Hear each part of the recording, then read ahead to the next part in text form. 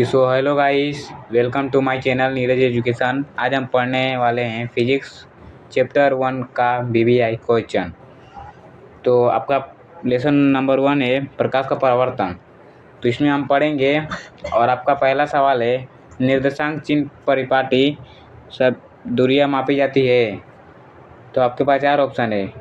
Option number A वक्रता केंद्र से, ऑप्शन नंबर बी ध्रुव से, ऑप्शन नंबर सी फोकस से, ऑप्शन नंबर डी इनमें से कोई नहीं। तो आपको अगर पता होगा तो आप फटाफट कमेंट बॉक्स में इसका आंसर आप बता दीजिए। और आपका इसका सही जवाब होगा ऑप्शन नंबर ए वक्रता केंद्र से। चलिए अगले क्वेश्चन की ओर हम बढ़ते हैं। आपका दूसरा क्वेश्चन है किसी समतल दर्पण द्वारा आवर्तन होता है। तो आपको पता होगा तो आप फटाफट कमेंट बॉक्स में लिख दीजिएगा। और आपका इसका सही जवाब होगा ऑप्शन नंबर ए +1।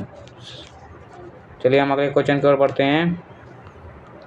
आपका क्वेश्चन नंबर 3 है निम्नलिखित में से किस दर्पण द्वारा किसी वस्तु का आभासी प्रतिबिंब मिल सकता है। तो आपको अगर पता होगा तो फटाफट कमेंट बॉक्स में लिख दीजिए। और आपका इसका सही जवाब होगा ऑप्शन नंबर डी समतल दर्पण से, अवतल दर्पण, उत्तल दर्पण से, अवतल दर्पण से, इनमें से भी। तो आपका सही जवाब होगा ऑप्शन नंबर डी इनमें से भी। चलिए अगले क्वेश्चन की ओर देखते हैं हम।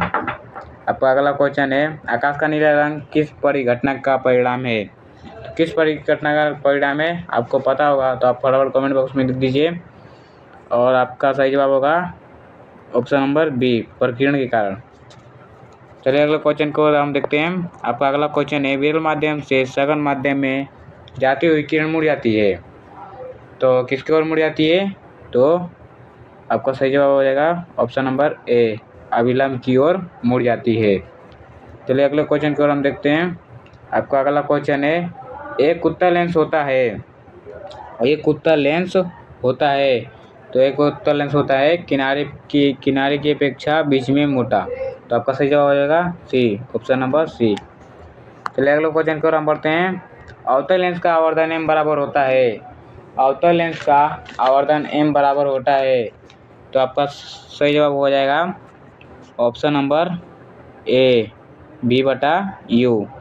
तो v/u हो जाएगा ऑप्शन नंबर ए। चलिए अगले क्वेश्चन की ओर हम बढ़ते हैं। आपका अगला क्वेश्चन है गोलीय दर्पण में पक्षांतर एवं वक्रता त्रिज्या के बीच संबंध है। गोलीय दर्पण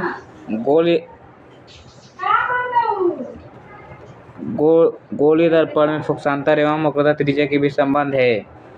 तो आपका सही जवाब हो जाएगा r बराबर 2f। आपका ऑप्शन नंबर ए सही जवाब। चलिए अगले क्वेश्चन की ओर हम देखते हैं। आपका अगला क्वेश्चन है 1 मीटर फोकस दूरी वाले उत्तल लेंस की क्षमता होती है। 1 मीटर फोकस दूरी वाले उत्तल लेंस की क्षमता होती है तो कितना। तो आपका सही जवाब हो जाएगा 1 डाईऑप्टर ऑप्शन नंबर बी। चलिए अगले क्वेश्चन की ओर हम देखते हैं। आपका अगला क्वेश्चन है किस दर्पण द्वारा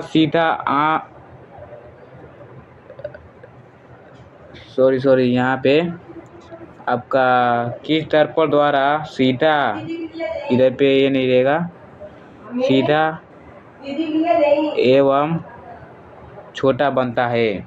तो किस दर्पण द्वारा बनता है तो आपका सही जवाब हो जाएगा ऑप्शन नंबर ए उत्तल दर्पण द्वारा। ठीक है, थोड़ा भाई इधर पे मिस्टेक हो गया थोड़ा दोस्तों, जो भी गलती हो माफ कीजिएगा, इधर थोड़ा गलती हो गया। अगला क्वेश्चन आपका अगला क्वेश्चन है अवतल दर्पण है, अवतल दर्पण का दूसरा नाम क्या है। तो अवतल दर्पण का दूसरा नाम है अभिसारी। ऑप्शन नंबर ए आपका सही जवाब हो जाएगा। चलिए अगला क्वेश्चन है आपका निम्न में से कौन सा पदार्थ लेंस के लिए प्रयुक्त नहीं किया जा सकता है। तो नहीं किया जा सकता है तो बताइए इसमें से आपका कौन सा उपयोग नहीं किया जा सकता है। तो जल तो किया जाता है, कांच किया जाता है, और इसमें से आपका पीतल नहीं किया जा सकता है। क्यों? तो पीतल नहीं किया जा सकता है। Option number C. चलिए आपका अगला सवाल है, उत्तल दर्पण से बना प्रतिबिंब होता है।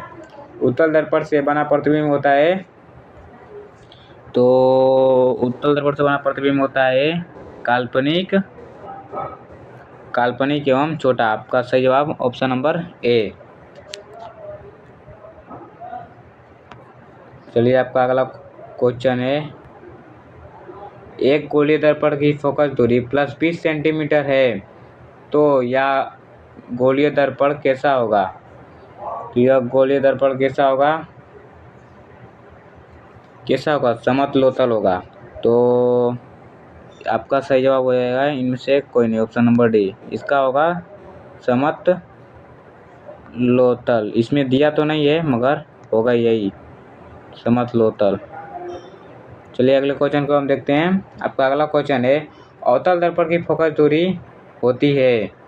अवतल दर्पण की फोकस दूरी होती है, तो अवतल दर्पण की फोकस दूरी होती है ऋणात्मक। ऑप्शन नंबर ए सही जवाब हो जाएगा।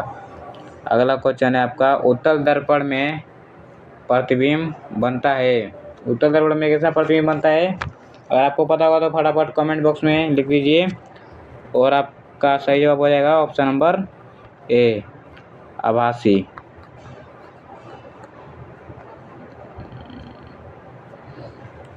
चलिए अगले क्वेश्चन को हम देखते हैं। आपका अगला क्वेश्चन क्या है, किसी अवतल दर्पण की फोकस दूरी f और उसकी वक्रता त्रिज्या r है, तो निम्नांकित में कौन सा संबंध सही है? तो कौन सा संबंध सही है बता दीजिए। आपको अगर पता होगा तो आप फटाफट कमेंट बॉक्स में लिख दीजिए। आपका सही जवाब हो जाएगा r = 2f। तो आपका सही जवाब हो जाएगा ऑप्शन नंबर बी। चलिए अगले क्वेश्चन को हम देखते हैं। आपका अगला क्वेश्चन है, प्रकाशिक माध्यम कितने प्रकार के होते हैं? प्रकाशिक माध्यम कितने प्रकार के होते हैं? तो कितने प्रकार के होते हैं फटाफट बता दीजिए। पता होगा तो आपको कमेंट बॉक्स में लिख दीजिएगा, और ये होगा आपका ऑप्शन नंबर सी, 3 प्रकार के होते हैं। चलिए अगला क्वेश्चन को हम बढ़ते हैं। तैलीय कागज होता है क्या? तैलीय कागज होता है, तो बता दीजिए इसका क्या सही जवाब होगा। इसका सही जवाब होगा पारभाषक, ऑप्शन नंबर सी। चलिए अगले क्वेश्चन को हम बढ़ते हैं। आपका अगला क्वेश्चन है, समतल दर्पण की फोकस दूरी होती है। समतल दर्पण की फोकस दूरी होती है, तो बताइए समतल दर्पण की फोकस दूरी कितनी होती है? तो कितनी नहीं, इसका मतलब आपका सही जवाब हो जाएगा अनंत। अनंत मतलब समतल दर्पण की फोकस दूरी अनंत होती है, मतलब आप कितनी भी दूर तक देख सकते हैं, इसका कोई मतलब नहीं हो सकता है। चलिए अगले क्वेश्चन को हम देखते हैं। आपका अगला क्वेश्चन है, अवतल दर्पण के सामने वस्तु को रखा जाए ताकि प्रतिबिंब उल्टा वास्तविक और समान आकार का बने। कहाँ पर रखेंगे तो समान आकार का आपका प्रतिबिंब बनेगा? तो आपका सही जवाब हो जाएगा वक्रता केंद्र, ऑप्शन नंबर सी। चलिए अगले क्वेश्चन को देखते हैं। आपका अगला क्वेश्चन है, उत्तल दर्पण से बना काल्पनिक प्रतिबिंब होता है। उत्तल दर्पण से बना काल्पनिक प्रतिबिंब होता है, तो आपका सही जवाब होगा ऑप्शन नंबर सी, सीधा उल्टा एवं आवर्धित। उल्टा एवं आवर्धित, ऑप्शन नंबर सी सही जवाब। चलिए अगले क्वेश्चन को हम देखते हैं। और please Neeraj education YouTube channel पर आप लाइक एंड सब्सक्राइब कर दीजिए। वीडियो बनाने में बहुत मेहनत लगता है दोस्तों, और ऐसे ही सब्सक्राइब करते रहिएगा। और लाइव क्लास भी चाहिए और या सब्जेक्टिव भी चाहिए, तो आप कमेंट बॉक्स में कर दीजिएगा, सब्जेक्टिव भी आपको क्वेश्चन मिल जाएगा। एक उत्तल लेंस की क्षमता 1 डायोप्टर है, तो उस लेंस की फोकस दूरी कितनी होगी? तो कितनी होगी बता दीजिए। आपको पता होगा तो बता दीजिए फटाफट कमेंट बॉक्स में। इसका फोकस दूरी होगा +100 सेंटीमीटर, ऑप्शन नंबर सी सही जवाब होगा। चलिए अगले क्वेश्चन को हम देखते हैं। किसी बिंब का वास्तविक तथा समान साइज का प्रतिबिंब प्राप्त करने के लिए बिंब को उत्तल लेंस के सामने कहाँ रखा जाना चाहिए? कहाँ रखा जाना चाहिए? तो आपका सही जवाब होगा फोकस दूरी की दुगनी दूरी पर, ऑप्शन नंबर बी। चलिए अगले क्वेश्चन को हम देखते हैं। आपका अगला क्वेश्चन क्या कह रहा है? आपका अगला क्वेश्चन है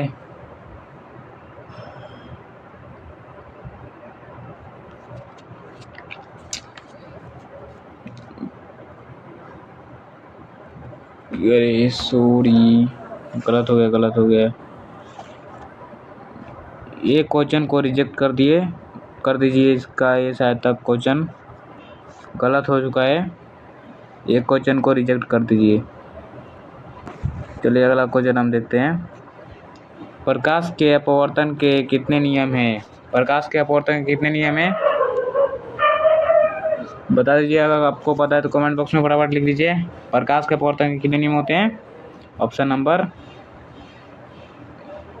नंबर बी सही जवाब हो जाएगा। और प्रकाश के अपवर्तन के नियम होते हैं 2। चलिए अगले क्वेश्चन को देखते हैं। प्रकाश के परावर्तन के कितने नियम होते हैं? प्रकाश के परावर्तन के भी नियम होते हैं 2। ऑप्शन नंबर बी सही जवाब हो जाएगा। चलिए अगले क्वेश्चन को देखते हैं। आपका अगला क्वेश्चन है किसी माध्यम के अपवर्तनांक का मान होता है। किसी माध्यम के अपवर्तनांक का मान होता है कितना होता है? तो आपका इसमें से सही जवाब होगा साइन। थोड़ा बहुत बड़ा हो गया है, इसको थोड़ा छोटा कर ले। इसका आपका सही जवाब हो जाएगा ऑप्शन नंबर ए साइन आई बटा में साइन आर। चलिए आपका अगला क्वेश्चन है फोटोग्राफी कैमरा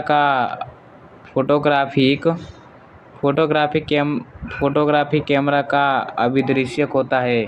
तो अभिदृश्य मतलब फोटोग्राफी कैमरा में कौन सा लेंस का उपयोग किया जाता है?